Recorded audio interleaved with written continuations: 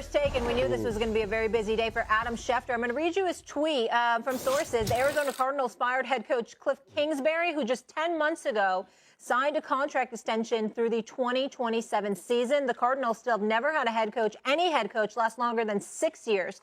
The team has existed for over 100. Michael, your reaction to releasing Kliff? Well, I mean, we certainly know that the Cardinals have underperformed.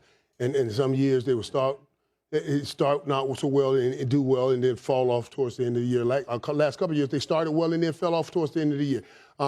I'm not surprised that this has happened with the performance and the talent that they've had on the football field, because they've had some talent. Of course, with DeAndre Hopkins being suspended the first 6 games, that affected this team. But this team never came together. I don't think we still have seen this team at his best with everybody on the football field. And I guess they put all of that blame on Kliff Kingsbury. I don't celebrate anybody being fired, and I'm not about to start that now. I don't know Kliff Kingsbury. My heart goes out to him. I hope that he lands on his feet and gets another job and gets paid. But he never deserved this job to begin with. He got this job because of some supposed relationship with Kyler Murray. In 4 seasons, he's had 1 winning season and 1 playoff berth. He had never coached on the NFL level. He coached in college in similar fashion for 6 years at Texas Tech. He had a bowl game twice. Okay, he's coached 4 years in the NFL, had a bowl game, had a playoff appearance once. To me, I only have 2 things to say about this. A, can we start hiring candidates who are qualified for the jobs that they receive, as opposed to the level of nepotism or foolhardy, supposed relationships that they have with other people, facilitating them getting the jobs. Hire some people who are qualified. That's number 1. And number 2, here's my question to the Cardinals ownership. Why is Steve Keim still the GM? He's the one that picked Kingsbury. He's the one that fired Wilkes after 1 season on the job.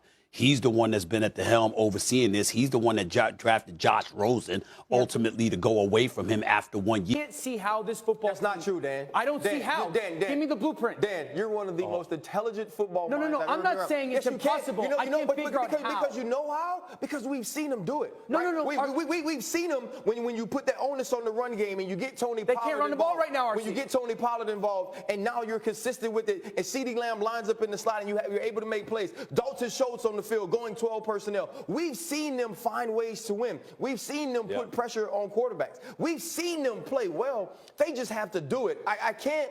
As bad as it was this week, as bad as it looked against Tennessee, we can't forget this team did win 12 games. Yeah.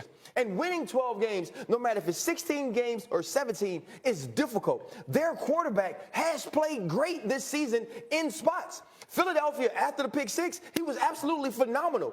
So we can't forget those things, too. I feel like saying out loud that these teams played each other the first week of the season, and Tampa beat them 19-3. Right. And that was the worst part is you got Stephen A. on your thing laughing in a cutoff shirt. The game on ESPN.com, and what comes up is Stephen A. laughing from all the way back in September. But there will be nothing funny to anyone except Stephen A. if the Cowboys are 1 and done. I just don't see the blueprint, Darcy. That's my point. I'm not saying they can't. I can't figure out the blueprint to sit there and say, if Dallas plays to this or does this, that's how they win. You're playing Tampa. You stop the run. You get back to the pressure that you've been able to put on quarterbacks, and Tampa's the team you Quickly, a final word from Rex. How about the pressure? Because look, I mean, Tampa, whatever. You're Brady, you want to win. There's a lot of pressure, I would think, on the Cowboys this week. Oh, my gosh, without question. And here's the thing that's scary. You've got it. Why the offense has no rhythm? There's no rhythm to this offense. Yeah. We can blame Dak Prescott, but there's no confidence. Right now, we sit back there, and there's literally no rhythm to this offense. Yeah. And they have to. Tampa Bay, come on, dude. Tampa Bay can't score. Look, I said last week, the Cowboys should be able to beat the Commanders without playing their starters. They played their starters and got blown out. So I'm not sure where that leaves them. Meanwhile, coming up next, the last leap at Lambeau. Rodgers reduced. Have we seen the end of Aaron in Green Bay? We'll get you there. And then very happy returns in Buffalo. And to him, that's obviously terrible. Walker is ejected actually for the 2nd time this season. So just a bad moment all the way around. 1st and goal Lions. On the 3rd down, they take it in. Williams, his 2nd touchdown, so the Lions are up 20-16. Here we go, Aaron. Season on the line. What has he got? He's got no protection, and he's going to take this shot downfield. Ball floats in the air, and Kirby Joseph comes over in man coverage to make that pick. but it's all because they don't block for Aaron Rodgers. So the Packers turn it over, and they need their defense to get the ball back, and they wouldn't be able to do it. 4th and 1. The Lions decide to go for the win. Great call. Hold the huddle. Break it at the last second. Defense can't get set. Everybody's open. How about the Lions? They find a way to win, and they send home Aaron Rodgers and the Green Bay Packers 20-16, the final. And was this the final straw for Aaron Rodgers off that field in his legendary career? At some point, the carousel comes to a stop, and it's time to get off. And I think you kind of know when that is. And that's what needs to be contemplated. You know, is it time? Also, what's the organization doing? You know, it's part of it as well. But like I said, I feel good about what I've accomplished in this league and wouldn't have any regrets walking away. But I got to see what it feels like once I get away from this. So look, Aaron Rodgers, one of the greatest players in the history of the sport. That will not change no matter what.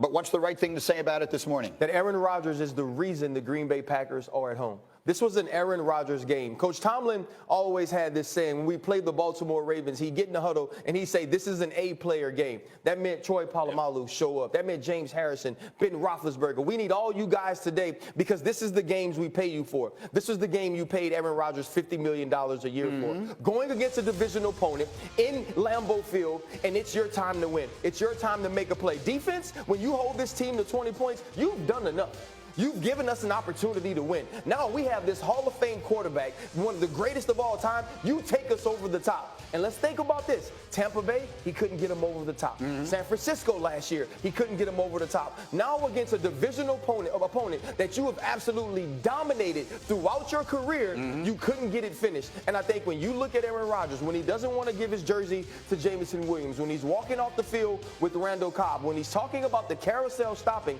he's talking about it stopping not because he can't win some regular season games, but because he can't win or he hasn't won the big ones anymore. And we saw that last night. Aaron Rodgers is the main reason the Green Bay Packers won't be playing. Yeah, I mean, his play drastically dropped this year. There's no question about it. Did we expect it a little bit? Sure. When Devontae Adams walks out the door, then absolutely we did. But they got they got beat by the better team. Yeah. Quite honestly. I think that's the thing, Rex. And here's the crazy thing, too. The best Cal quarterback wasn't him on the field. Wow. And when you look at it, when it came down to it, Aaron Rodgers time, fourth quarter time, how you evaluate quarterbacks, fourth quarter. Aaron Rodgers, you came up empty, my friend. 2 for 6, interception. He actually threw 2. Yeah. But, one they had the hands to the face was never affected the throw. And the other one was the other guy on the other side was 8 for 8. Yeah. So to me, Aaron Rodgers, it's all going to be about you because that's what it is every single week when you get on a podium. How about you give credit to the team that smoked you twice this year, the one you totally disrespected. And that's why Detroit, people say, would Detroit show up? You're darn right. You disrespected them every single time. And here's the great thing. It ain't whether you stay in Green Bay or not, Aaron Rodgers, it ain't going through you.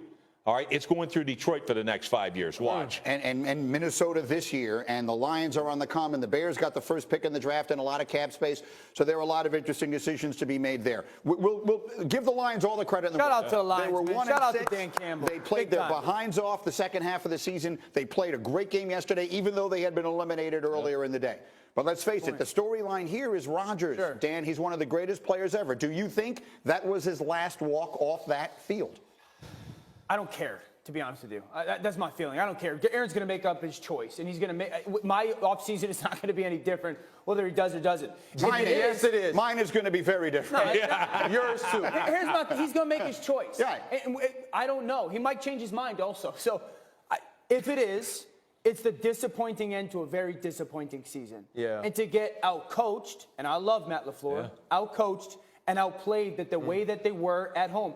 And honestly, RC, hearing you talk about the last 3 times he's walked off the field, I don't think that's being unfair, and I think it's being very truthful. And the reality is, if you looked at the football team or the way that they played last night, it encapsulated a lot of this season. Searching. Like, it was just this searching of, hey, we're just going to throw these balls downfield and hopefully that they work out. There was no, hey, let's figure out protection. I mean, you saw it last night. They can't handle basic stuff. This is a basic TE stunt. You guys know this. They can't pass it off. And then the 3rd and 10, the interception, guys, this is a relatively simple pressure. No one blocks the middle linebacker. Does that affect the play? I know Alan Lazard's wide open in the middle of the field.